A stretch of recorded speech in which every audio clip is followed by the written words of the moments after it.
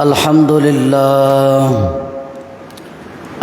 لله نحمده ونستعينه ونستغفره ونؤمن به ونتوكل عليه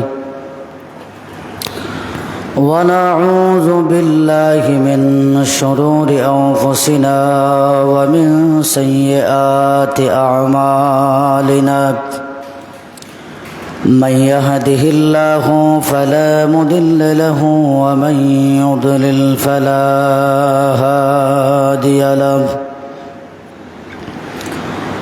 وأشهد أن لا إله إلا الله وحده لا شريك له وأشهد أن سيدنا وحبيبنا ومولانا محمدا عبده ورسوله الذي أرسله بالحق بشيرا ونذيرا وداعيا إلى الله بإذنه وسراجا منيرا أما بعد فقد قال الله تعالى في كلامه المجيد والفرقان الحميد أعوذ بالله من الشيطان الرجيم بسم الله الرحمن الرحيم إن الله وملائكته يصلون على النبي يا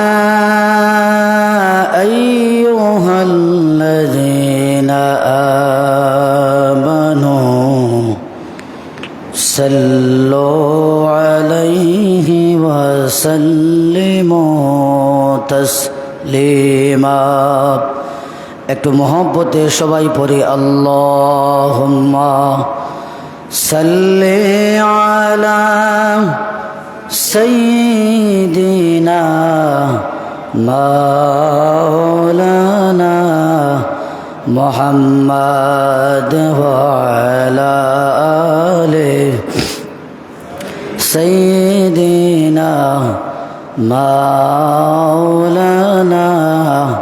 محمد اللهم صل على سيدنا مولانا محمد وعلى آله سيدنا مولانا محمد بلغ العلا بكماله كشف الدجى بجماله حسنت جميع خصاله صلوا عليه وآله بلغ العلا بكماله كشف الدجى بجماله حسنت جميع خصاله صلوا عليه وآله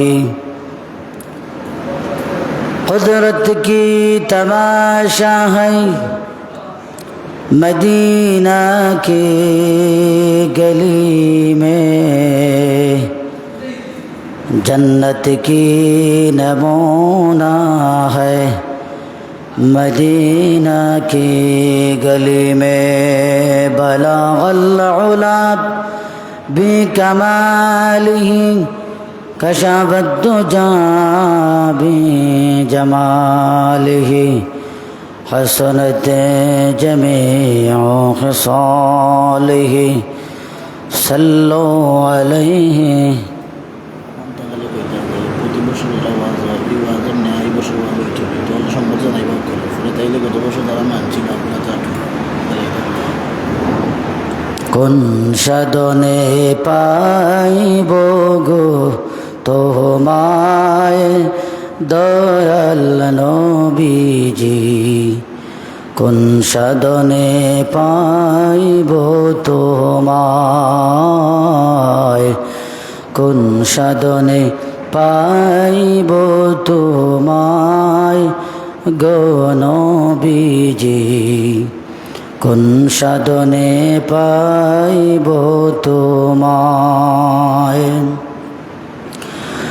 নবী মাতৃ গর্বে আসিয়া পিতৃহারা হইয়া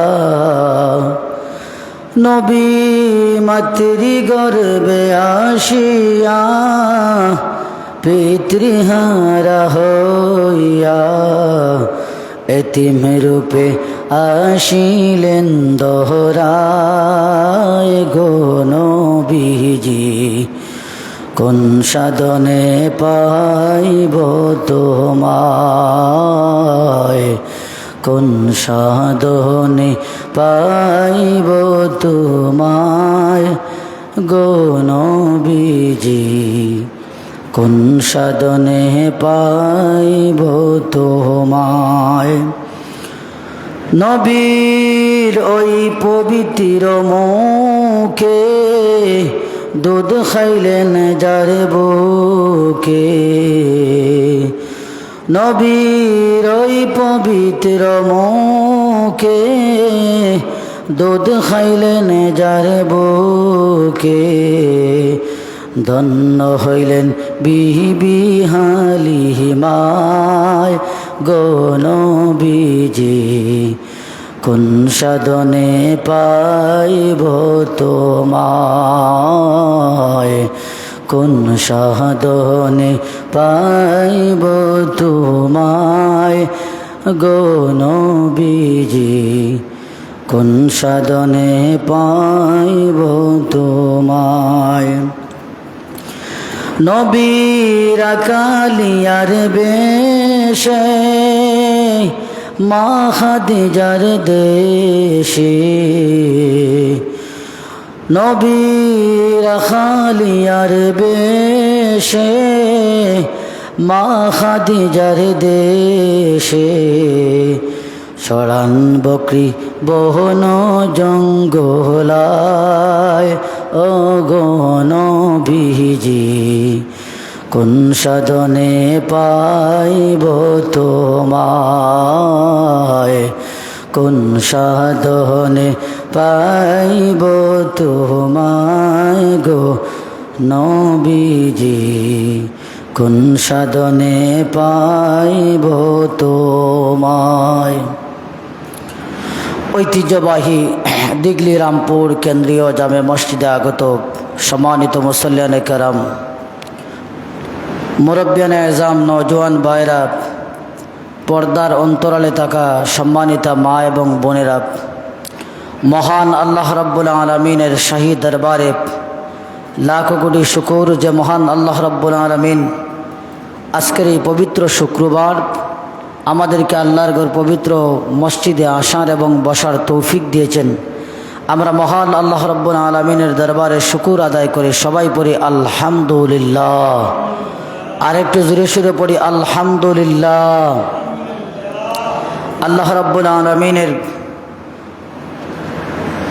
সবচাইতে বড় নিয়ামত আমাদেরকে আল্লাহর নবী জনাবে মুহাম্মদুর রাসূলুল্লাহ সাল্লাল্লাহু আলাইহি ওয়াসাল্লামকে এই দরাদামে প্রেরণ করেছেন এবং আমাদেরকে মুহাম্মদুর রাসূলুল্লাহর উম্মত হিসাবে আল্লাহ রাব্বুল আলামিন বাছাই করেছেন।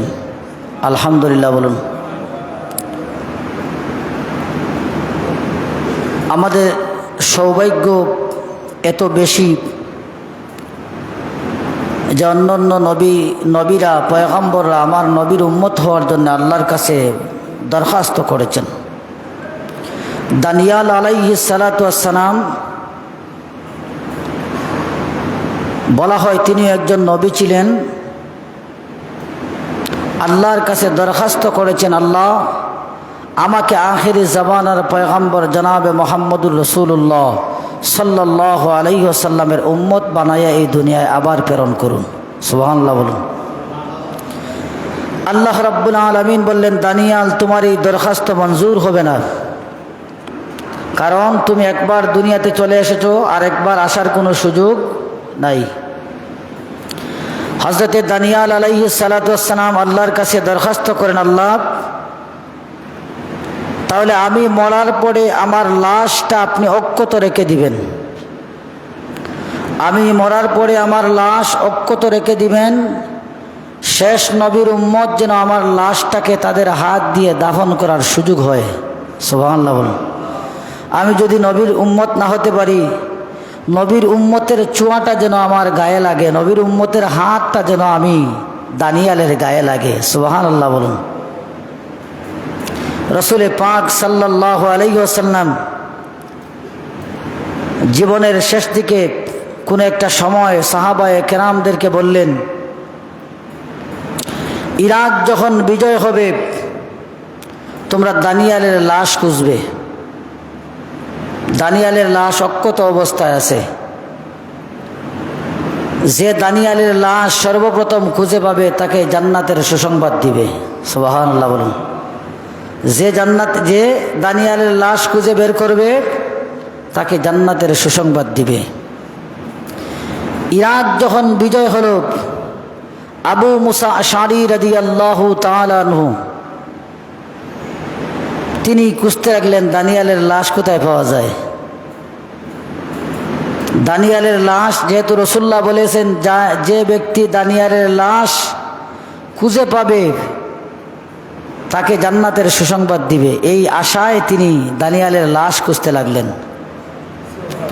একটা মিউজিয়াম, জাদুঘর, একটা জাদুঘরে গিয়ে পেলেন একটা লাশ রাখা আছে।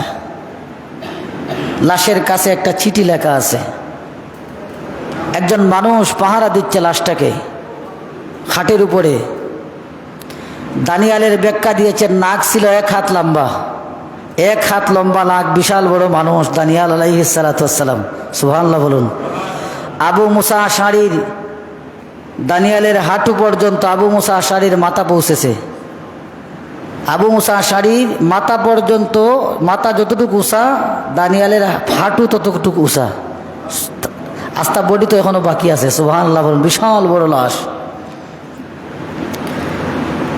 তিনি জিজ্ঞাসা করলেন, এই লাশটা কার? যিনি এটাকে পাহারাদারি করতেছে, দেখতেছে, উনি বলতেছে এই লাশটা দানিয়াল আলাইহিস সালাতু ওয়াস সালামের। একটা চিঠি পাওয়া গেছে, এই চিঠির মধ্যে লেখা আমার লাশটা যেন মুহাম্মদুর রাসূলুল্লাহর উম্মতেরা দাফন করে। সুবহানাল্লাহ। প্রায় 2000 বছর এই লাশটা আল্লাহ অক্ষত রেখেছেন। সুবহানাল্লাহ বলুন। কয় হাজার বছর? 2000 বছর এই লাশটা অক্ষত ছিল। আমার নবীর উম্মতের হাতের ছোঁয়া পাওয়ার জন্যে আগের জমানার মানুষরা আল্লাহর কাছে দোয়া করেছে। সেই নবীর উম্মত আমরা। সুবহানাল্লাহ বলুন। আরেকটু জোরে সুরে বলেন না সুবহানাল্লাহ। আমরা সেই নবীর উম্মত। আমরা ধারাবাহিকভাবে 2 দিন আলোচনা করেছি, 2 শুক্রবারে। আজকে আমরা রাসূলুল্লাহর বাল্যকাল সম্পর্কে আলোচনা করব। আজকে আমরা আল্লাহ রসুলের বাল্যকাল, আমরা গত শুক্রবারে আলোচনা করেছিলাম রাসূলুল্লাহর জন্ম পর্যন্ত, জন্ম হয়েছে। রাসূলুল্লাহর বাল্যকাল অত্যন্ত কষ্টের ছিল। তার আগে আসুন, রাসূলুল্লাহর নাম কেমন ছিল? কয়টা নাম ছিল? রাসূল পাক সাল্লাল্লাহু আলাইহি ওয়াসাল্লামের আমরা যে নাম চিনি সে নাম হচ্ছে মুহাম্মদ সাল্লাল্লাহু আলাইহি ওয়াসাল্লাম। তাওরাতে, ইনজিলে তার নাম হচ্ছে আহমদ। অন্যান্য ধর্মগ্রন্থে তার নাম কি ছিল? আহমদ ছিল। আর আমাদের কাছে তিনি প্রেরিত হয়েছেন মুহাম্মদ হিসাবে। শুধু এই 2টা নামে তিনি সীমাবদ্ধ না। ওলামায়ে কেরামগণ রাসূলুল্লাহর নাম খুঁজেছেন। নাম খুঁজতে গিয়া কেউ বলেছেন আল্লাহর রসুলের নাম হচ্ছে 58টি, 58টা নাম। কেউ বলেছেন আল্লাহর রসুলের নাম 80টি, কেউ বলেছেন আল্লাহর যতটুকু সিফতি নাম 99টি, আল্লাহর রসুলেরও 99টি সিফতি নাম আছে। সুবহানাল্লাহ বলুন। আবার কেউ বলেছেন রসুল্লাহর 400টার ঊর্ধ্বে নাম আল্লাহ রেখেছেন। সুবহানাল্লাহ বলুন। আমরা কোরআন থেকে হাদিস থেকে কিছু নাম বের করব, আমরা ইনশাআল্লাহ চেষ্টা করব কয়েকটা নাম বলার। মুসলিম শরীফের 5895 নম্বর হাদিস, মুসলিম শরীফের 5895 নম্বর হাদিস। আর মোহাম্মদ ইবনে জুবাইর ইবনুল মুতঈম রাদিয়াল্লাহু তাআলা আনহু, জুবাইর ইবনে মুতঈম বলেন, আন আবিহি, আমি আমার বাবা থেকে শুনেছি, আন্না রাসূলুল্লাহ সাল্লাল্লাহু আলাইহি ওয়াসাল্লাম কাল, রসুল পাক সাল্লাল্লাহু আলাইহি ওয়াসাল্লাম বলেছেন, ইন্নালি আসমাআন আনা মুহাম্মাদুন আনা আহমাদুন আনাল মাহি আল্লাযী ইয়ামহুল্লাহু বিহিল কুফরা ওয়া আনাল হাশির আল্লাযী ইয়াহশুরুন নাসু আলা কাদামাই আনাল আকিবু আল্লাযী লাইসা বা'দা আহাদুন। সুবহানাল্লাহ বলুন। রাসূলুল্লাহ বলেন, আমার নাম মুহাম্মদ। আমার নাম কি? মুহাম্মদ। 2 নম্বর রাসূলুল্লাহ বলেন, আমার নাম আহমদ। 3 নম্বর রাসূলুল্লাহ বলেন, আমার নাম মাহি। মাহি অর্থ হইল মিটানেওয়ালা। আমি গোটা দুনিয়া থেকে কুফুরিকে একেবারে দুলার সাথে মিটিয়ে দিব। সুবহানাল্লাহ বলুন। এজন্য আমার নাম মাহি। 3 নম্বর, আমার নাম আনা হাসির, একত্রকারী, জমাকারী। কারণ কিয়ামতের ময়দানে তাম দুনিয়ার মানুষেরা আমার কাছে এসে জমা হবে। সুবহানাল্লাহ। ইয়াহশুরুন নাসু আলা কাদামাই, আমার কদমের সামনে সবাই এসে জমা হবে। সুবহানাল্লাহ বলুন। সব পয়গম্বর, সব দুনিয়ার সমস্ত মানুষেরা কিয়ামতের ময়দানে নফসি নফসি করতে থাকবে। বিচার শুরু হবে না। আদম আলাইহিস সালাতু ওয়াস সালামের কাছে সবাই যাবে, বাবা আদম, বিচার শুরু করার জন্য আল্লাহর কাছে একটু দরখাস্ত করেন। আদম বলবেন, আমি পারবো না।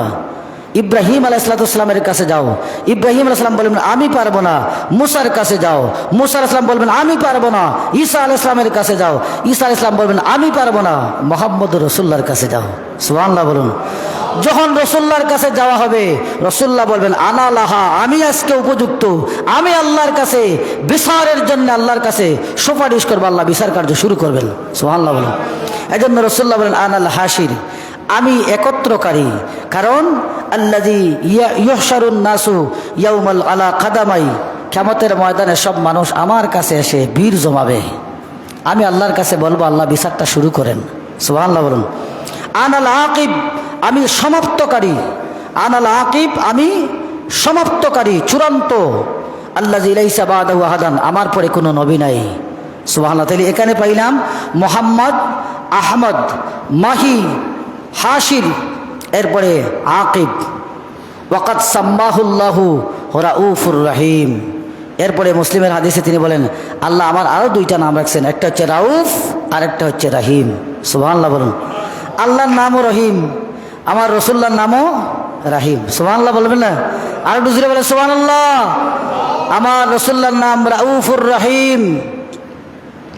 আজিজুন আলাইহি মা আনিতুম হারিসুন আলাইকুম বিল মুমিনিনা রাউফুর রহিম। রাউফ অর্থ হচ্ছে অন্যের দুঃখে যার যন্ত্রণা হয়, অন্যের দুঃখে যার কষ্ট হয়, তিনি হচ্ছেন রাউফ। আমার নবী আরেকজনের কষ্ট দেখলে সহ্য করতে পারতেন না। আমার নবী আরেকজনের কষ্ট নিজের গায়ে তুলে দিতেন, নিজের কাঁধে তুলে নিতেন। আমার নবী আরেকজনের দুঃখে নিজে এগিয়ে যেতেন। সুবহানাল্লাহ বলেন। এজন্য তার নাম আল্লাহ দিয়েছেন রাউফ। রাসূলুল্লাহর আরেক নাম হচ্ছে রহিম। সুবহানাল্লাহ বলুন। আল্লাহ রহিম, রাসূলুল্লাহ রহিম। এবার আসুন দেখেন, এই মোহাম্মদ নাম, আল্লাহর নামের আর রাসূলুল্লাহর নামের মধ্যে কিছুটা মিল আছে একটা জায়গায়। আল্লাহ রাব্বুল আলামিনের হাবিব জনাবে মুহাম্মদুর রাসূলুল্লাহ, জনাবে মুহাম্মদুর রাসূলুল্লাহ সাল্লাল্লাহু আলাইহি ওয়াসাল্লামের চাচা আবু তালিব, আবু তালিব রাসূলুল্লাহ সাল্লাল্লাহু আলাইহি ওয়াসাল্লামের চাচা, তিনি বলেন, ওয়াশাক্কা লাহু মিন ইসমিহি লিইউজিল্লাহু ফাজুল আরশে মাহমুদুন ওয়া হাযা মুহাম্মাদু। সুবহানাল্লাহ। ওয়াশাক্কা লাহু মিন ইসমিহি লিইউজিল্লাহু, আল্লাহর নাম থেকে মুহাম্মদুর রাসূলুল্লাহর মর্যাদার জন্য আল্লাহ একটা নাম তিনি বের করে নিয়ে এসেছেন আল্লাহর নামের অংশ থেকেই। সুবহানাল্লাহ বলুন। আল্লাহর নামের অংশ থেকে মুহাম্মদুর রাসূলুল্লাহর মর্যাদার জন্য একটা নাম বের করে নিয়েছেন। এই নাম কি? ফাজুল আরশে মাহমুদুন, আরশের অধিপতি যিনি তার নাম হচ্ছে মাহমুদ, আর দুনিয়ার বাদশাহী যাকে দিয়েছেন তার নাম মোহাম্মদ। সুবহানাল্লাহ বলুন। আল্লাহর নাম হচ্ছে মাহমুদ, রাসূলুল্লাহর নাম হচ্ছে মোহাম্মদ, দুইটা নামের পার্থক্য আছে। মাহমুদ শব্দের অর্থ হচ্ছে প্রশংসিত, যার প্রশংসা করা হয়। মাহমুদ শব্দের অর্থ হচ্ছে প্রশংসিত, কেবল প্রশংসা যার করা হয়। আর মোহাম্মদ শব্দের অর্থ হচ্ছে পরম প্রশংসিত, চূড়ান্ত পর্যায়ের প্রশংসিত। সুবহানাল্লাহ বলুন। আল্লাহ রসুলের আল্লাহর নাম শুধু প্রশংসিত। আল্লাহর নাম কি? শুধু প্রশংসিত। মোহাম্মদ রসুল্লাহর নাম পরম প্রশংসিত, বেশি প্রশংসিত। এখন অর্থ হচ্ছে আল্লাহর নামের অর্থ কম প্রশংসিত না, প্রশংসিত, কিন্তু রসুল্লাহর নামের অর্থ বেশি প্রশংসিত। পার্থক্য কেন? পার্থক্য এক জায়গায়। আমরা আল্লাহর প্রশংসা করি। আমরা কার প্রশংসা করি? কথা বলেন। আমরা কার প্রশংসা করি? আল্লাহর প্রশংসা করি। সাব্বাহা লিল্লাহি মা ফিস সামাওয়াতি ওয়াল আরদ, আসমান আর জমিনে যত কিছু আছে সব আল্লাহর তাসবিহ পড়ে। ইসাব্বিহু লিল্লাহি মা ফিস সামাওয়াতি ওয়া মা ফিল আরদ, আসমান এবং জমিনে যা কিছু আছে সব আল্লাহর প্রশংসা করে। আমরা প্রশংসা করি যেভাবে পরিপূর্ণ প্রশংসা হয় না। আমরা প্রশংসা করলে আল্লাহর পরিপূর্ণ প্রশংসা হয় না। এজন্য আমরা বলি, আল্লাহ আমরা এই টুটাফাটা যা করলাম, আমাদের প্রশংসা যথাযথ হয় না, কিন্তু মুহাম্মদের প্রশংসা স্বয়ং আল্লাহ করেছেন। সুবহানাল্লাহ বলুন। মুহাম্মদের প্রশংসা কে করেছেন? আল্লাহ করেছেন। আল্লাহর প্রশংসার উপরে প্রশংসা চলে? কথা বলেন। আল্লাহর প্রশংসার উপরে প্রশংসা নাই। এজন্য মুহাম্মদ শব্দের অর্থ হচ্ছে পরম প্রশংসিত। আর গোটা দুনিয়ার মানুষ আল্লাহর প্রশংসা করতেছে, এজন্য আল্লাহ শুধু প্রশংসিত। এজন্য দুইটা নামের মধ্যে পার্থক্য। এজন্য রাসূলুল্লাহর চাচা আবু তালিব বলেন, ওয়াশাক্কা লাহু মিন ইসমিহি লিয়ুজিল্লাহু ফাজুল আরশে মাহমুদুন ওয়া হাযা মুহাম্মাদু। আল্লাহ তার মর্যাদার জন্যে, আল্লাহ মুহাম্মদুর রাসূলুল্লাহর মর্যাদার জন্যে তার নামের একটা অংশ মুহাম্মদুর রাসূলুল্লাহকে দান করেছেন। আরশের অধিপতির নাম মাহমুদ, আরশের অধিপতির নাম হচ্ছে মাহমুদ, আর দুনিয়ার বাদশার নাম হচ্ছে মোহাম্মদ। সুবহানাল্লাহ। তাহলে আমরা পাইলাম দুইটা নামের মধ্যে কি আছে? পার্থক্য আল্লাহ দিয়েছেন। এরপরে তাফসীরে মাওয়ারিদির মধ্যে এসেছে, রুইয়া আলী ইবনে আবি তালিব রাদিয়াল্লাহু তাআলা আনহু, আলী ইবনে আবি তালিব বলেন, সামিতু রাসূলুল্লাহি সাল্লাল্লাহু আলাইহি ওয়াসাল্লাম ইয়াকুল, রাসূল পাক সাল্লাল্লাহু আলাইহি ওয়াসাল্লাম থেকে আমি শুনেছি তিনি বলেছেন, ইন্নাল্লাহ তাআলা সাম্মানি ফিল কুরআনি বিসাবাতি আসমাইন, ইন্নাল্লাহ তাআলা সাম্মানি বিল কুরআনি বিসাবাতি আসমাইন। কোরআনে কারিমে আল্লাহ রাব্বুল আলামিন আমাকে 7টা নাম ধরে রেখেছেন। সুবহানাল্লাহ। কোরআন শরীফে আল্লাহ আমাকে 7টা নাম ধরে রেখেছেন। সুবহানাল্লাহ বলুন। মায়ার আপনার সন্তান যখন ছোট হয়, আপনি তার অরিজিনের নাম না ধরে বিভিন্ন নামে মানুষ ডাকে, ডাকে না? ডাকে না? নিজের বাচ্চারে মায়া করে বিভিন্ন নাম ধরে ডাকে, লক্ষ্মী ডাকে, বাবা ডাকে, আব্বু ডাকে, কত ধরনের নাম ডাকে। আমার রসুলকে আল্লাহ এত মহব্বত করতেন, রসুল্লাহর নাম না আরও অনেক সুন্দর সুন্দর নাম দিয়ে আল্লাহ রসুলকে ডেকেছেন। সুবহানাল্লাহ বলুন। সুন্দর সুন্দর নাম দিয়েছেন রসুলকে ডাকার জন্যে। এজন্য আলী রাদিয়াল্লাহু তাআলা বলেন, রসুল্লাহকে বলতে শুনেছি, তিনি বলেছেন কোরআনে কারিমে আল্লাহ রাব্বুল আলামিন আমাকে 7টা নাম দিয়েছেন, 7 নাম ধরে আমাকে আল্লাহ কোরআনে কারিমে ডেকেছেন। 1 নম্বর হচ্ছে মোহাম্মদ। কোরআনে কারিমে আছে না নাই? কথা বলুন। মুহাম্মাদুর রাসূলুল্লাহ ওয়াল্লাযীনা মাআহু আশিদ্দাউ আলাল কুফফার ওয়া মা মুহাম্মাদুন ইল্লা রাসূল। মুহাম্মদ। 2 নম্বর আহমদ, মিন বাদি ইসমুহু আহমদ। 3 নম্বর রাসূলুল্লাহ বলেন আমার নাম আল্লাহ ধরেছেন তাহা বলে। কোরআনে কারিমে একটা সূরা নাজিল করেছেন, তাহা মা আনজালনা আলাইকাল কুরআনা লিতাশকা। তাহা বলে আল্লাহ রসুলকে আল্লাহ ডেকেছেন। ইয়াসিন বলে আল্লাহ ডেকেছেন। সুবহানাল্লাহ বলুন। ইয়াসিন ওয়াল কুরআনিল হাকিম। ইয়াসিন রসুল্লাহর নাম বলেছেন তাফসীরে মাওয়ারিদির মধ্যে। এরপরে আল্লাহ রসুলকে ডেকেছেন ইয়া আইয়ুহাল মুজাম্মিল। মুজাম্মিল বলে আল্লাহ ডেকেছেন। চাদর উড়নো ছিলেন আল্লাহ, চাদর উড়নো থাকার কারণে চাদর দিয়া ঘুমাইতেছেন, চাদর উড়ে ঘুমাইতেছেন। আল্লাহ বলেছেন, হে কামলিওয়ালা, সুবহানাল্লাহ বলুন, হে কামলিওয়ালা, হে চাদরওয়ালা, সুবহানাল্লাহ বলুন। তা মায়ার মানুষ ছাড়া এরকম কেউ কাউকে ডাকতে পারে না। রসুল্লাহকে আল্লাহ ডেকেছেন ইয়া আইয়ুহাল মুজাম্মিল। এরপরে রসুল্লাহ বলেছেন, আমার নাম আল্লাহ দিয়েছেন মুদ্দাসির, ইয়া আইয়ুহাল মুদ্দাসির কুম ফাআনজির ওয়া রাব্বাকা ফাকাব্বির ওয়া সিয়াবাকা ফাতাহির।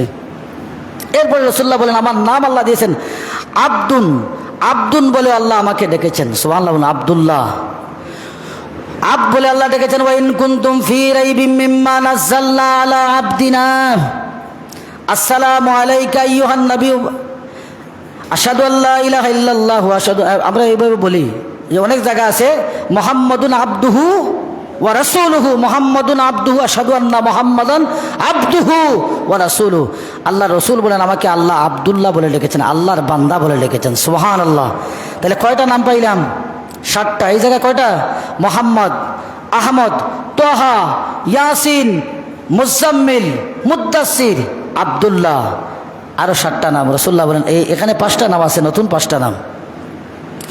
এবার আপনি যদি আলিফ থেকে ইয়া পর্যন্ত, আলিফ থেকে যদি ইয়া পর্যন্ত আপনি খুঁজতে থাকেন, প্রত্যেকটা অক্ষরে অক্ষরে আল্লাহ রসুলের নাম আল্লাহ রেখেছেন, প্রত্যেক অক্ষরে রসুল্লাহর নাম আছে, সুবহানাল্লাহ বলুন, প্রতিটা অক্ষরে রসুল্লাহর নাম আছে।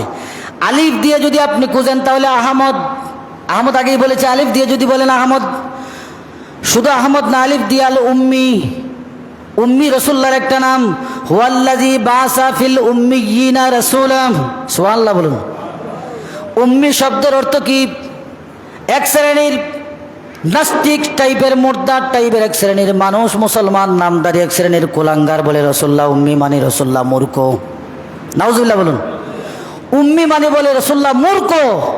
মূর্খ শব্দ যার তার ক্ষেত্রে ব্যবহার করা যায় না। ওলামায়ে কেরামগণ উম্মি শব্দের 3 ব্যাখ্যা দিয়েছেন, মনে রাখবেন। হুয়াল্লাযী বাসা ফিল উম্মিয়িনা রাসূলা, আল্লাহ বলেন আমি তোমাদেরকে উম্মি নবী পাঠাইছি। উম্মি দ্বারা কে মুরাদ দিয়েছেন? ওলামায়ে কেরামগণ বলেন উম্মি দ্বারা আল্লাহ 3টা জিনিস বোঝানোর চেষ্টা করেছেন। 1 নম্বর, উম্মি শব্দের অর্থ হচ্ছে মূল। আল্লাহ রসুল হচ্ছেন সৃষ্টির মূল। লাউলা কালামা খালাকতুল আফলাক, যদি রসুলকে সৃষ্টি না করা হতো দুনিয়ার কিছুই সৃষ্টি আল্লাহ করতেন না। কথা ঠিক কিনা? যদি রসুলকে সৃষ্টি না হতো এই দুনিয়ার কিছু আল্লাহ সৃষ্টি করতেন না। এজন্য রসুল্লাহ হচ্ছেন মূল।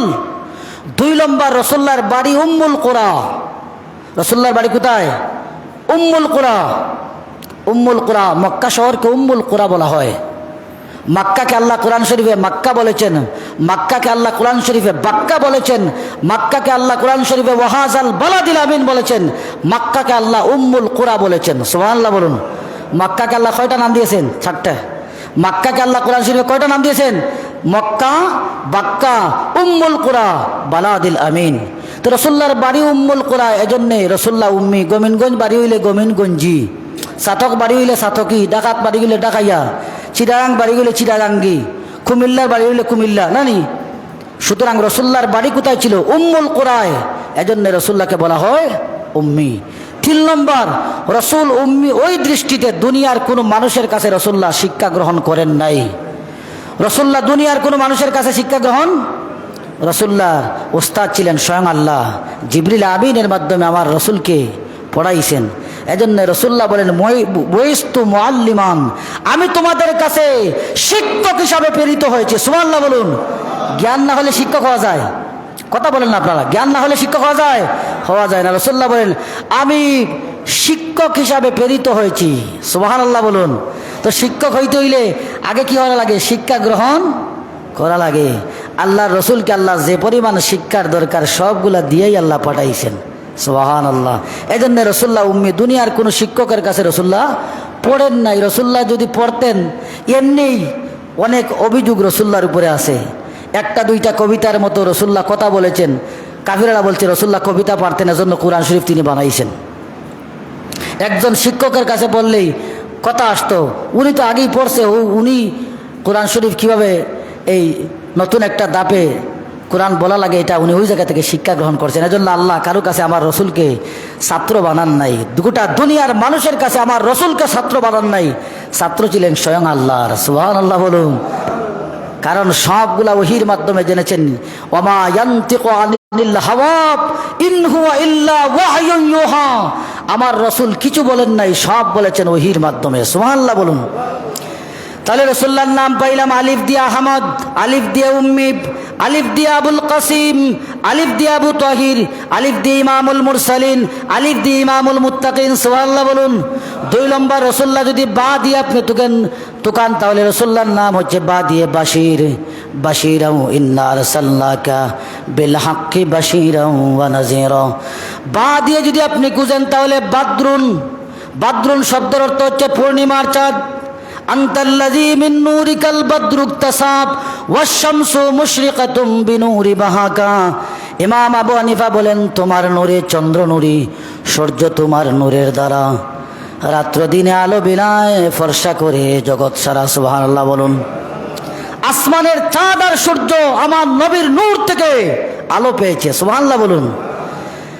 তা দিয়ে যদি আপনি আমার নবীর নাম খুঁজেন, তা দিয়ে রসুল্লাহর নাম হচ্ছে তাকি, মুত্তাকি, পরেজগার। রসুল্লাহর উপরে কোনো পরেজগার দুনিয়ায় ছিল না। সা দিয়ে যদি আপনি রসুল্লাহর নাম খুঁজেন তাহলে রসুল্লাহর নাম হচ্ছে সাকিব। সাকিব শব্দের অর্থ হচ্ছে ধ্রুবতারা, ওয়ান নাজমু সাকিব, ধ্রুবতারা।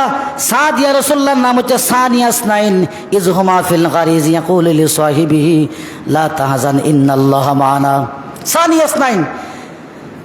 জিম দিয়ে যদি আপনি রসুল্লাহর নাম খুঁজেন তাহলে রসুল্লাহর নাম হচ্ছে জামিল। জামিল মানে সৌন্দর্য, জামিল মানে গোটা দুনিয়ার সৌন্দর্যের আধার। সুবহানাল্লাহ বলুন। ওয়াজমালু মিন কালাম তালিদিন নিসাউ। হযরতে হাসান বিন সাবিত বলেন যে, হে রাসূল, আপনার মতো সুন্দর কোনো সন্তান, কোনো মা দুনিয়ায় এখনো জন্মগ্রহণ দেয় নাই। সুবহানাল্লাহ বলুন। আপনি তো সুন্দরী। জামিল, যা দি জিম দিয়ে জামে, জামে মানে একত্রকারী।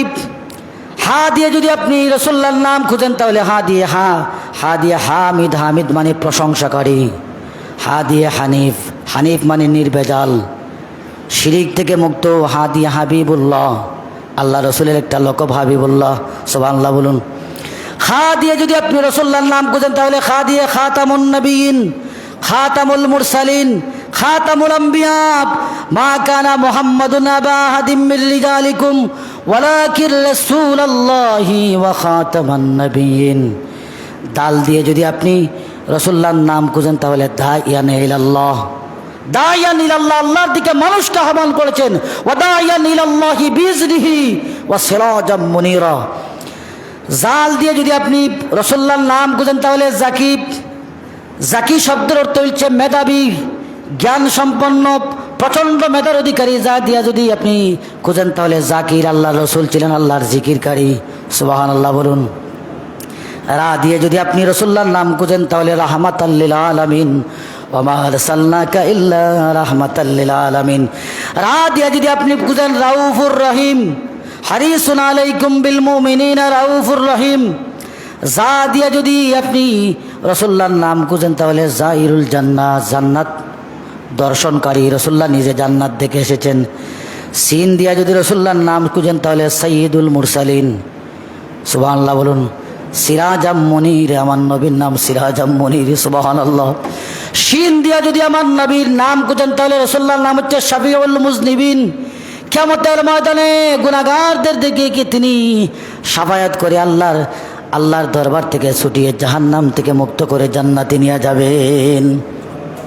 সাদ সিন দিয়ে শাহিদ, সিন দিয়ে শফিক, রসুল্লাহর আরেকটা নাম।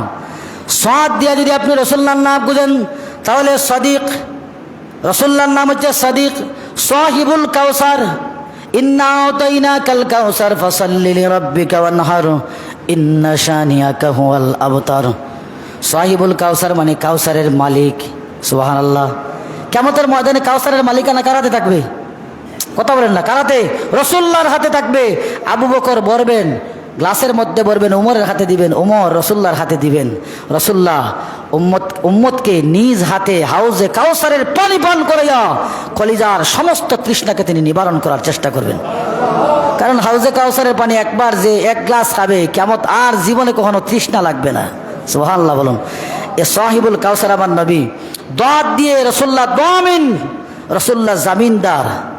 রাসূলুল্লাহ বলেছেন মাইয়াদমানুলি মা বাইনা লিহয়াইহি ওয়া মা বাইনা রিজলাইহি আদমানা লাকুমুল জান্নাহ। যে জিহ্বা আর লজ্জাস্থানের হেফাজত আমি নবীকে বানাবে, আমি তার জান্নাতের জামিনদার হয়ে যাব। সুবহানাল্লাহ বলুন। দাঁত দিয়া রাসূলুল্লাহ, ত দিয়া রাসূলুল্লাহ তাহা, জ দিয়া রাসূলুল্লাহ জাহির, জাহির মানে প্রকাশিত। আইন দিয়া রাসূলুল্লাহর নাম আব্দুল্লাহ আদিল আরিফ। গাইন দিয়া রাসূলুল্লাহর নাম হচ্ছে গয়ুর, গয়ুর গিয়াস। ফা দিয়া যদি রাসূলুল্লাহর নাম খুঁজেন তাহলে ফা দিয়া ফারুক, সত্য মিথ্যার পার্থক্যকারী। ফা দিয়া রাসূলুল্লাহর নাম হচ্ছে ফাসিহুল লিসান, বিশুদ্ধ জবান ছিল, কম কথা বলতেন, বেশি অর্থ হয়ে যেত। কাফ দিয়া যদি আপনি রাসূলুল্লাহর নাম খুঁজেন তাহলে কারিউল কোরআন। কাফ দিয়া যদি রাসূলুল্লাহর নাম খুঁজেন তাহলে কাফিলুল উম্মাহ, উম্মতের কফিল। সুবহানাল্লাহ। লাম দিয়া যদি রাসূলুল্লাহর নাম খুঁজেন তাহলে লাইমুশ শয়তান, শয়তানকে লানতকারী। মিম দিয়া যদি রাসূলুল্লাহর নাম খুঁজেন মুহাম্মদ, মুস্তাফা, মুজাম্মিল, মুদ্দাসির, মুআল্লিম। নুন দিয়া যদি রাসূলুল্লাহর নাম খুঁজেন তাহলে নাজির। নুন দিয়া যদি রাসূলুল্লাহর নাম খুঁজেন তাহলে নূর। কাদ জাআকুম মিনাল্লাহি নূর। সুবহানাল্লাহ বলুন। ওয়াও দিয়া যদি রাসূলুল্লাহর নাম খুঁজেন তাহলে ওয়াকিল, ওয়ালি। হা দিয়া যদি রাসূলুল্লাহর নাম খুঁজেন তাহলে হাদিউল আলাম, গোটা দুনিয়ার মানুষকে হেদায়েতকারী, পথ প্রদর্শনকারী। হামজা দিয়া যদি রাসূলুল্লাহর নাম খুঁজেন তাহলে আল আমিন, রাসূলুল্লাহর একটা নাম ছিল আল আমিন। ইয়া দিয়া যদি রাসূলুল্লাহর নাম খুঁজেন তাহলে ইয়া দিয়া ইয়াসিন হোকা। সুবহানাল্লাহ। রাসূলুল্লাহর প্রত্যেকটা অক্ষরে অক্ষরে রাসূলুল্লাহর নাম আছে। আমি সংক্ষিপ্ত এনেছি, প্রায় 400টা নাম দেওয়া আছে রাসূলুল্লাহর। সুবহানাল্লাহ বলুন। তো রাসূলুল্লাহর বাল্যকাল শুরু হলো। রাসূলুল্লাহর জন্মের পরে আরবের নিয়ম ছিল নিজের ঘরের মানুষের দুধ খাওয়ানো হতো না, মায়ের দুধ মানুষ খেত না। আরবের একটা নিয়ম ছিল, প্রথা ছিল। রসুলকেও সেম। আবুল আহাবের দাসী সুয়াইবিয়ার দুধ রাসূলুল্লাহ 2-3 দিন পান করেন। সুয়াইবিয়ার দুধ রাসূলুল্লাহ দুধ পান করেন। এখন সিস্টেম ছিল বিভিন্ন জায়গা থেকে মানুষ সন্তান লালন পালনের জন্য, দরিদ্র ঘর থেকে, দরিদ্র ফ্যামিলির মানুষ আসতো মক্কায় সন্তান নেওয়ার জন্য। আমি তোমার সন্তান লালন পালন করব, তুমি আমাকে বিনিময়ে টাকা দিবে। রাসূলুল্লাহর দুধমা বনু সাদ গোত্রের হারিসের স্ত্রী হালিমাতুস সাদিয়া, তারা স্বামী স্ত্রী 2 জন এসেছেন মক্কায়। মক্কার মানুষ প্রভাবশালী মানুষ, ধনী ব্যবসায়ী, বণিক মানুষ। তারা আসছেন যে একটা বাচ্চার খুঁজে যায়। নিজের একটা বাচ্চা আছে, নিজের বাচ্চা যেহেতু আছে বুকে দুধ আছে, নিজের বাচ্চার দুধটাকে পার্টিসিপেট করে নিজের বাচ্চাকে অল্প খাওয়াবেন, আর যে বাচ্চা পালবেন তাকে কিছু 50-50 খাওয়াবেন। 2 জনকে খাওয়াইয়া পালা যাবে, বিনিময়ে কিছু টাকা পাওয়া যাবে। হালিমাতুস সাদিয়া তার স্বামীকে নিয়ে বনু সাদ গোত্র থেকে আরও একদল মহিলা তারা মক্কায় আসলো। তাদের বাহন ছিল অত্যন্ত দুর্বল। তারা আস্তে আস্তে লেট হয়ে গেল। মক্কায় পৌঁছতে পৌঁছতে ওদের চাইতে তারা একটু পিছনে পড়লো। এসে দেখে মক্কায় মুহাম্মদুর রাসূলুল্লাহ ব্যতীত আর কোনো সন্তান নাই। আগে যারা আসছিল সবাই বিভিন্ন ধনী ঘরের, বিভিন্ন সম্পদশালী ঘরের সন্তানদেরকে তারা নিয়ে গেছে। তারাও মক্কায় বিভিন্ন জায়গায় খুঁজছে, আর কোনো জায়গায় সন্তান পাওয়া যায় না। হযরত হালিমা তার স্বামীকে বলেন, আসছি, একেবারে খালি হাতে যাওয়ার দরকার নাই, আমরা মুহাম্মদ ইবনে আব্দুল্লাহকে নিয়ে যাব। সুবহানাল্লাহ বলুন। আমরা মুহাম্মদ ইবনে আব্দুল্লাহকে নিয়ে যাব, একেবারে না নেওয়ার চাইতো something is better then nothing.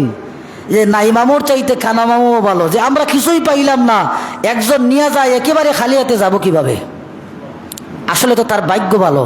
আসলে কি ভাগ্য ভালো, রিজার্ভ রাখছেন আল্লাহ মুহাম্মদ রাসূলুল্লাহকে হালিমার জন্যে। সবাই ধনীর দুলাল নিয়ে যাবে, সবাই লুবে নিয়ে যাবে, আর আমার রসুলকে নিবে মহব্বতের জন্য, বরকতের জন্য। তার তো সব কিছুতে বরকত হয়ে যাবে। এই কিছুক্ষণের ভিতর তো বরকত শুরু হয়ে যাবে। সুবহানাল্লাহ বলুন। হযরতে রাসূলুল্লাহর দুধমা হালিমা বলেন, আমরা চুক্তিবদ্ধ হয়ে বিভিন্ন চিন্তা করছেন, কারণ বাবা নাই, মা আছেন, দাদার আন্ডারে থাকেন, টাকা টুকা তেমন কিছু পাওয়া যাবে না, টাকা টুকার তেমন ব্যবস্থা হবে না। হযরতে রাসূলুল্লাহকে তার দাদার কাছ থেকে, মায়ের কাছ থেকে আলোচনা করে হযরতে হালিমা বলেন, আমরা নিলাম। আমার নেওয়ার পরেই একটু সময় গেল, আমি বুকের দুধ দিলাম। সুবহানাল্লাহ বলুন। আমি বুকের দুধ পান করালাম, আমার সন্তানকে একটা বুকের দুধ খাওয়ালাম, আর মোহাম্মদুর রাসূলুল্লাহকে আরেকটা খাওয়ালাম। একটু দুধ খাওয়ানোর সাথে সাথে দুইটা সন্তান একসাথেই ঘুমিয়ে পড়লো। সুবহানাল্লাহ। হযরত হালিমা বলেন, ইতিপূর্বে আমার সন্তান কখনো দুধ খেয়ে ঘুমায় নাই, এমন ঠান্ডাভাবে ঘুমাইতো না, আজকে যেভাবে ঘুমায়। আমার মোহাম্মদুর রাসূলুল্লাহকে নেওয়ার সাথে সাথে আমার পরিবর্তন শুরু হয়ে গেল, আমার পরিবর্তন শুরু হয়ে গেল। আমি আমার যে উঠে এসেছিলাম, উটটা দুর্বল ছিল, উটের গায়ে প্রচণ্ড শক্তি এসে গেল। উট দৌড়াতে লাগলো, উট দ্রুত গতিতে দৌড়াতে লাগলো। আমার উটের উলানের মধ্যে দুধ ছিল না, আমার স্বামী দুধ কিরাতে লাগলো। সুবহানাল্লাহ বলুন। আমরা বাড়ি থেকে পৌঁছে গেলাম, সবার পরে আসছিলাম মক্কায়, সবার আগে আমরা বাড়িতে পৌঁছে গেলাম। সুবহানাল্লাহ বলুন। বাড়িতে গিয়ে দেখি আমার ছাগলের যে পাল আছে, ওই পালগুলো প্রতিদিন পেট পরিপূর্ণ করে মাঠ থেকে আসতো না, সবসময় ক্ষুধার্ত অবস্থায় আসতো, পেট ভরতে পারতো না, খাবারের সংকট ছিল। আজকে গিয়ে দেখলাম আমার ছাগলের যত পালের যত ছাগল আছে সবগুলার পেটই একেবারে পরিপূর্ণ আছে। সুবহানাল্লাহ। আগের চাইতে দুধের সংখ্যা বেড়ে গেছে, দুধের পরিমাণ বেড়ে গেছে। সুবহানাল্লাহ বলুন। আমরা রাতারাতি পরিবর্তন হতে লাগলাম, যেদিকে আমরা হাত দিই ওইদিকে আমাদের সাফল্য ধরা দিল। সুবহানাল্লাহ। যেদিকে হাত দিই সাফল্য। রাসূলুল্লাহ দেখেন মুনাসিব ওই জায়গায় রাসূলুল্লাহ করেছেন। রাসূল পাক সাল্লাল্লাহু আলাইহি ওয়াসাল্লাম একটা দুধ খেতেন, একটা দুধ কখনো স্পর্শ করেন নাই, দুইটা দুধ স্পর্শ করেন নাই। একেবারে বাল্যকাল 6 দিন 7 দিনের বয়স রাসূলুল্লাহ দুইটা দুধ খেতেন না, একটা খেতেন। রাসূলুল্লাহ এই বিবেক কাটাইছেন, আরেকটা দুধ তো আমার দুধ ভাই আছে। সুবহানাল্লাহ বলুন। আরেকটা দুধ তো আমার দুধ ভাইয়ের জন্য টাকার দরকার, আমি তো দুইটা একসাথে খেলে হবে না। তাদের প্রচণ্ড উন্নতি হতে লাগলো। দেখা যায় ছাগলের পাল মাঠে গেলে তাদের ছাগলের পালগুলো খুব তাড়াতাড়ি পেট পরিপূর্ণ করে বাড়িতে চলে আসে। অন্যদের ছাগলগুলো তেমন খাবার গ্রহণ করতে পারে না। এইভাবে হযরত হালিমা বলেন আমার ঘরে পরিবর্তন হতে লাগলো। 4 বছর বয়স, 2 বছর অথবা 4 বছর লেগেছেন। 4 বছর বয়সে রাসূলুল্লাহ সাল্লাল্লাহু আলাইহি ওয়াসাল্লাম দুধ ভাইয়ের সাথে আরো কিছু বাচ্চাদের সাথে খেলতে গেছেন। 2 বছরে যাইতে পারবেন না খেলাতে, 4 বছরই হবে। 4 বছর বয়সে খেলাতে গেছেন। হঠাৎ 2 জন ফেরেশতা এসে রাসূলকে একটা জঙ্গলের মধ্যে নিয়ে গেল। সুবহানাল্লাহ বলুন। রাসূলুল্লাহর সিনা শাক হয়েছে, বক্ষ বিদীর্ণ হয়েছে। কয়বার হয়েছে এটা নিয়ে ইখতিলাফ আছে। প্রসিদ্ধ মত হচ্ছে 2 বার রাসূলুল্লাহর সিনা শাক হয়েছে। প্রসিদ্ধ হচ্ছে একবার রাসূলুল্লাহর বাল্যকালে, আরেকবার মেরাজে যাওয়ার আগে, আরেকবার 12 বছরে রাসূলুল্লাহর সিনা শাক হয়েছে, এটাও প্রমাণ আছে। 2 জন ফেরেশতা রাসূলুল্লাহকে নিয়ে গেল একটা জঙ্গলের ভিতরে। বুকটাকে চিরে ফেলল, বুকের ভিতর থেকে রাসূলুল্লাহর হাড়কে, হৃৎপিণ্ডকে বের করে দিয়া জান্নাতি জমজম জান্নাতি পানি দিয়া রাসূলুল্লাহর এই ভিতরটাকে পরিষ্কার করে আবার জায়গায় ঢুকিয়ে দিলেন। ছোট্ট ছোট্ট বাচ্চারা দৌড় দিয়া রাসূলুল্লাহর দুধ ভাই দৌড় দিয়া মায়ের কাছে গেছে, মা আমাদের মক্কার ভাই মুহাম্মদকে 2 জন মানুষ জঙ্গলে নিয়ে হত্যা করেছে, আমার মক্কার ভাই আমার দুধ ভাইকে হত্যা করে ফেলেছে। মা দৌড় দিয়া হযরত হালিমা আসছেন, এসে দেখেন রাসূলুল্লাহ এক জায়গায় বসা। রাসূলুল্লাহর চেহারার মধ্যে বিমর্ষ ভাব, রাসূলুল্লাহ হাসি খুশি নাই।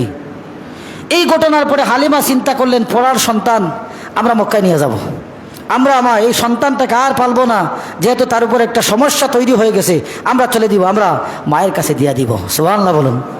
হযরত হালিমা বলেন আমি যাই, কিন্তু আমার চিন্তা আরো 2টা বছর যদি সন্তানটাকে রাখতে পারি আমাদের তো আয় উন্নতি হবে, আল্লাহ তো আমাদের সম্পদের মধ্যে বরকত দিয়েছেন। দেওয়ার পরে আমিনাকে বলতেছেন আমাদের খুব ইচ্ছা ছিল, এই ঘটনা ঘটছে। তিনি আমিনার হযরত রাসূলুল্লাহর মাকে বলেছেন এই ঘটনা ঘটছে তোমার সন্তানের সাথে, আমরা নিয়ে আসছি, আমাদের ইচ্ছা তুমি যদি অনুমতি দাও আরো 2টা বছর আমরা রেখে দিই। সুবহানাল্লাহ বলুন। হযরত আমিনা বলেন মক্কায় তখন বিরাট একটা রোগের প্রাদুর্ভাব ছিল, মক্কায় তখন রোগ ছিল।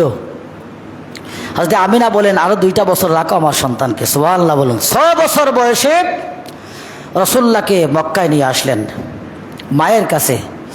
আসার কয়েকদিন পরেই দাদাকে মা বললেন, হযরত আমিনা বললেন আমি আমার সন্তানকে নিয়ে আমার স্বামীর কবর জিয়ারতে যেতে চাই। সুবহানাল্লাহ বলুন। আমার দীর্ঘদিনের ইচ্ছা, কারণ সন্তান যখন পেটে ছিল তখন বাবা দুনিয়া থেকে চলে গেছে, সন্তান তার বাবার কবরটাকেও দেখে নাই। আমি বাবার বাড়িতে যাব, আসার টাইমে মদিনায় যাব। 460 কিলোমিটার দূর, মক্কা থেকে 460 কিলোমিটার দূর মদিনায়। রসুল্লাহর নানার বাড়ি মদিনায়, মদিনার পাশে। মদিনায় যাব, ওখান থেকে আমি আসার টাইমে আবদুল্লাহর কবর জিয়ারত করে আসবো। সুবহানাল্লাহ বলুন।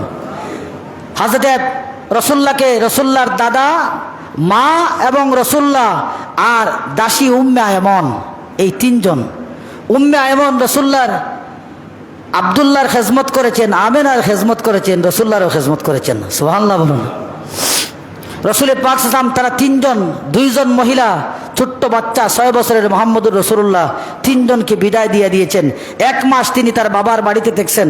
থাকার পরে আসার টাইমে আবদুল্লাহর কবর জিয়ারত করেছেন। সুবহানাল্লাহ বলুন। আবদুল্লাহর কবর জিয়ারত করে আবার তিনি চলে আসবেন। পথে একটু জায়গায় এসে, আবুয়া নামক স্থানে এসে মা আক্রান্ত হয়ে পড়েন, অসুস্থ হয়ে পড়েন। মা অসুস্থ হয়ে পড়েন, এমন অসুস্থ যে অসুস্থতা থেকে আর তার ফেরার কোনো সম্ভাবনা নাই। হযরত আমিনা শেষের দিকে এসে উম্মে আয়মনকে বলেন, হে উম্মে আয়মন, বড় সাহায্য ছিল, বড় স্বপ্ন ছিল, আমার সন্তান বড় হবে, গোটা দুনিয়ার পয়গাম্বর হবে, নিজের চোখে আর দেখার মনে হয় আর সময় নেই। আমি আমার সন্তানটাকে উম্মে আয়মন তোমার হাতে রেখে গেলাম, তুমি মক্কায় নিয়ে পৌঁছে দিবে। রসুল্লাহর মা আবুয়া নামক স্থানে 6 বছরের বয়সে রসুল্লাহকে ছেড়ে চলে গেলেন। সুবহানাল্লাহ। রসুল্লাহকে ছেড়ে চলে গেলেন, 6 বছর বয়স। রসুল্লাহ মায়ের লাশের উপর জাপটা দিয়ে ধরে কাঁদতেছেন, মা, বাবাকে হারিয়েছি, সেই আমার বয়স, আমি দুনিয়াতে আসার 4 মাস আগে, আজকে 6 বছর, দুনিয়াকে এখনো ভালো করে চিনতে পারি নাই, আপনিও আমাকে ছেড়ে চলে গেছেন, আমি বাঁচব কি নিয়া। হযরত উম্মে আয়মন অনেকক্ষণ বুঝায় সুঝায় তাকে দাফন করে উম্মে আয়মন রসুল্লাহকে নিয়ে আবার মক্কায় রওনা দিলেন। হযরতে আব্দুল মুত্তালিব প্রতিদিন রসুল্লাহর অপেক্ষায় থাকেন যে আমার নাতি কখন আসে। সুবহানাল্লাহ বলুন। দেখেন তিনি পাহাড়ের উপরে দাঁড়িয়ে থাকেন। হযরতে খাদিজাকে উম্মে আয়মন খেজমত করেছেন। সুবহানাল্লাহ বলুন।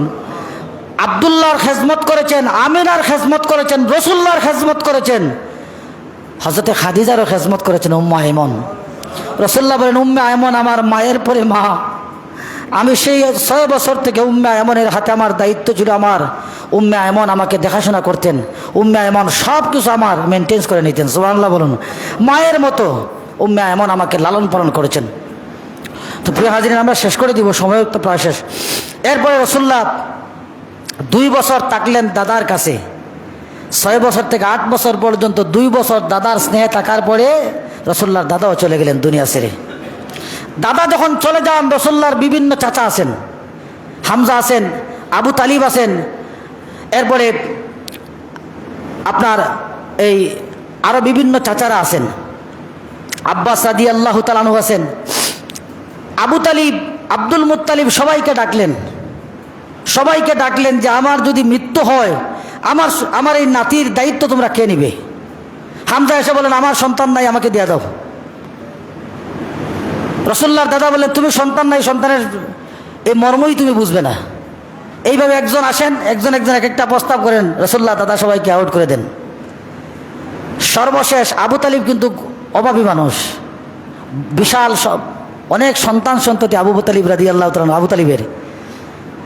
আবু তালিব এসে বললেন, কাউকে যদি যখন দিলেন না আমাকেই দিয়া দেন, কাউকে যখন দিলেন না আমাকেই দিয়া দেন। আব্দুল মুত্তালিব বলেন, আমি কিন্তু তোমার অপেক্ষায় আছি।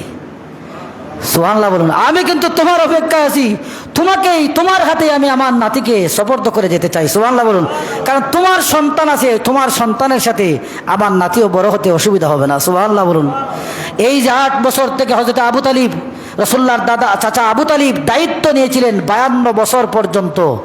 স্টিল একেবারে পাহাড়ের মতো রসুল্লাহর সামনে দাঁড়িয়েছিলেন। দুনিয়ার কোনো মানুষ তোমাকে আঘাত করতে পারবে না যতদিন পর্যন্ত চাচা বেঁচে আছি। সুবহানাল্লাহ বলুন। জাওয়ার চাচা নাই, জাওয়ার চাচা তো বহুত মানুষ আছে, জাওয়ার চাচা নাই। আবু তালিব একেবারে স্টিল পর্যায়ে রসুল্লাহকে একেবারে লালন পালন করছেন। রসুল্লাহ ছাগল চড়াইতেন, চাচাকে বলতে, চাচা আমি আপনার বাড়িতে থাকবো, একেবারে না খাইয়া থাকা যায় না, একেবারে কাজ কাম না করে থাকার কোনো সুযোগ নেই, আমাকে কিছু কাজ দেন। সুবহানাল্লাহ বলুন। আমাকে কিছু কাজ দেন। তো রাসূলুল্লাহ সাল্লাল্লাহু আলাইহি ওয়াসাল্লাম মাঝে মধ্যে রাখালিতে যেতেন, ছাগল চড়াইতেন। দুনিয়ার সব নবীকে আল্লাহ ছাগল রাখালি করাইছেন। সুবহানাল্লাহ বলবেন, আর একটু জোরে বলেন সুবহানাল্লাহ। দুনিয়ার সব নবীকে আল্লাহ ছাগল রাখালি করাইছেন, কারণ ছাগল রাখালি করা কষ্ট, বেশি কষ্ট। এমনি সে একটা, এমনি মেয়ে একটা কই, এমনি ফাল, এমনি দৌড়, এমনি ফাও দুইটা আগে দিয়ে খাড়া করে তো রাখবো। আপনি যদি পেশাব করাত না উবাইতে ছাগল ধরতে পারতে নাই।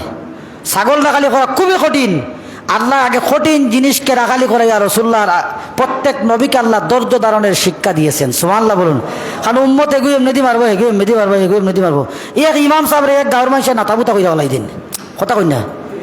একটা দেশ না, একটা পৃথিবীর নবী, একটা পৃথিবীর নবী, কত লক্ষ কোটি মানুষ, এক ইমাম সাহেব পারেন না। এক গাঁর মানুষের 5-6 জন যদি খালি বেখাতেরা হয়ে যায়, ইমাম সাহেব আর তেল মালিশ করে লাভ হইতো না, গাঁটটি গুলো লাগবো, কথা ঠিক কিনা। রাসূল পাক সাল্লাল্লাহু আলাইহি ওয়াসাল্লাম বললেন, চাচা আমি ছাগল রাখালিতে যাবো। সুবহানাল্লাহ বলুন। রাসূলুল্লাহর ছাগল রাখালির পদ্ধতি আলাদা। রাসূল পাক সাল্লাল্লাহু আলাইহি ওয়াসাল্লাম মাঠে যাইতেন, একটা হাতে একটা লাঠি দিয়া এই মাঠের চতুর্দিকে রাসূলুল্লাহ দাগ দিতেন। সুবহানাল্লাহ বলুন। আর বলতেন, তোমরা ওই জায়গায় তাকো, বের হয় না। সুবহানাল্লাহ বলুন। আস্তা দিন ছাগলগুলো ওই দাগের ভিতরেই থাকতো। যখন আসার সময় তো রাসূলুল্লাহ বলতেন, চলো আমরা বাড়িতে যাই। সবাই রাসূলুল্লাহর পিছনে পিছনে চলে আসতো। সুবহানাল্লাহ বলুন। রাসূলুল্লাহ গাছের নিচে যেতেন, গাছগুলো ডালগুলো নেমে রাসূলুল্লাহকে ছায়া দেওয়ার ব্যবস্থা করতো। সুবহানাল্লাহ বলুন। যেখানে ছায়া ছিল না, আসমানের খালনি ছিল, সেখানে মেঘ এসে রাসূলুল্লাহকে ছায়া দিত। সুবহানাল্লাহ। রাসূলুল্লাহ 12 বছর বয়সে বসরায় এই সিরিয়াতে গেলেন ব্যবসার উদ্দেশ্যে। চাচাকে বললেন, চাচার পাদ্রী সে জানে ওই রাস্তা দিয়ে আখিরে জামানার পয়গম্বর ব্যবসার উদ্দেশ্যে যাবেন। 24 বছর ধরে মক্কা থেকে কোনো মানুষ আসলেই দাওয়াত খাওয়ায়। সুবহানাল্লাহ বলুন। মক্কা থেকে মানুষ আসলেই দাওয়াত খাওয়ায়, খুঁজে এখানে মুহাম্মদ রাসূলুল্লাহ আছেন কিনা। প্রতিদিন অপেক্ষায় থাকে, মক্কার কাফেলা আসলে বাড়িতে নেয়, খোঁজখবর নেয় মুহাম্মদ রাসূলুল্লাহর। যেদিন রাসূলুল্লাহ আসছেন এই দিন দেখে রাসূলুল্লাহ এক জায়গায় এসে বসেছেন, আর তার ব্যবসা বাণিজ্য চাচা এবং অন্য যারা ছিলেন তারা আলাদা একটা জায়গায় বসেছেন। রাসূলুল্লাহ একটা গাছের নিচে বসেছেন। সুবহানাল্লাহ বলুন। এই গাছের নিচে বসা দেখেই বুহায়রা পাদ্রী বলতেছে, তোমাদের কাফেলার প্রধানকে? আবু তালিব বলতেছেন, আমি কাফেলার প্রধান। বুহায়রা পাদ্রী বলতেছেন, হাজা সাইয়্যিদুল আলামিন, হাজা ইউবাসুল্লাহু রাহমাতাল লিল আলামিন। ওই যে লোকটা দেখা যায়, ওই যে ছোট্ট বাচ্চা, এটা সাইয়্যিদুল আলামিন, গোটা দুনিয়ার সর্দার। সুবহানাল্লাহ। হাজা ইয়াবাসুল্লাহু রাহমাতাল লিল আলামিন। ওই লোকটাকে, ওই সন্তানটাকে আল্লাহ গোটা দুনিয়ার রহমত হিসাবে দুনিয়ায় প্রেরণ করেছেন, নবী বানিয়ে দিয়েছেন। সুবহানাল্লাহ। আবু তালিব বললেন, তুমি আমার ভাতিজাকে চিনো কিভাবে? উনি যে আখিরি জামানার পয়গম্বর হবে, কিভাবে চিনলে? বুহায়রা পাদ্রী বলতেছে, আমি দেখলাম দূর থেকে, আমার চোখে দেখেছি, তোমরা এই চোখে দেখো নাই, আমি দেখেছি। যেদিকে তিনি আসতেছেন গাছপালাগুলো তাকে সেজদা করতেছে। বলেন সুবহানাল্লাহ। ওনার উপরে একটা মেঘখণ্ড ওনাকে ছায়া দিয়ে যাচ্ছে, তোমরা দাঁড়ালে এই মেঘখণ্ড দাঁড়ায়। এই দেখো মেঘখণ্ড, এখন তিনি যে জায়গায় আছে ওই জায়গায় ছায়া দিতেছে, উনি আখিরি জামানার পয়গম্বর। সুবহানাল্লাহ। বুহায়রা বলতেছে, আমার বাড়িতে তোমাদের সবার দাওয়াত, সবার আজকে দুপুরের দাওয়াত আমার বাড়িতে। রাসূলুল্লাহ বলতেছেন, চাচা আর বুহায়রা আগে মাতুইছে। রাসূলুল্লাহ কিন্তু এগুলা জানেন না। রাসূলুল্লাহ সাল্লাল্লাহু আলাইহি ওয়াসাল্লামকে এই কাফেলার মানুষকে তারা দাওয়াত দিয়েছে। বুহায়রা পাদ্রী দাওয়াত দেওয়ার পরে রাসূলুল্লাহ বলতেছেন, চাচা আপনারা সবাই বাড়িতে চলে যান, আমি মালগুলো রাখালি করবো, আমার জন্য একটু খাবার নিয়ে আসবেন। সবাই চলে গেছে। বুহায়রা পাদ্রী জিজ্ঞাসা করছে, ওই বাচ্চাটা কোথায়? বলে, ওটা আমার মাল রক্ষা করতেছে, মাল পাহারা দিতেছে। এবার বুহায়রা পাদ্রী বলতেছে, আবু তালিব, আমার জীবনের 24টা বছর ধরে ওই আখিরি জামানার নবী জনাবে মুহাম্মদুর রাসূলুল্লাহকে পাওয়ার জন্য, আমার বাড়িতে আনার জন্য আমার যত সম্পদ ছিল সবগুলা বিলিয়ে দিয়েছি মক্কার মানুষকে খাওয়াইয়া। আর আজকে আমার সেই আখিরি জামানার পয়গম্বরকে পেয়েছি, তাকে ছাড়া তোমাদেরকে খাবার দেবো না, কারণ আমি তো ফতুর হয়ে গেছি ওই মুহাম্মদুর রাসূলুল্লাহর জন্যে। সুবহানাল্লাহ। সুতরাং তাকে নিয়ে আসো। রাসূলুল্লাহ সহ তারা দাওয়াত খাইলেন। বুহায়রা বলতেছে, আপনারা যাইবেন সিরিয়ায়? যাওয়ার দরকার নাই। সিরিয়ায় মুহাম্মদুর রাসূলুল্লাহর জন্য ইহুদি আলিমরা অপেক্ষা করতেছে, ওনার ক্ষতি করতে পারে, আপনারা এখান থেকেই ফিরে যান। আবু তালিব একটু দূরে, মানে মূল বাজার না, মেইন টাউন না, টাউনের বাইরে একটা বাজারে তিনি তার মাল বিক্রি করা শুরু করলেন। কারণ মেইন টাউনে বুহায়রা পাদ্রী নিষেধ করছে, গেলেই সমস্যা হতে পারে।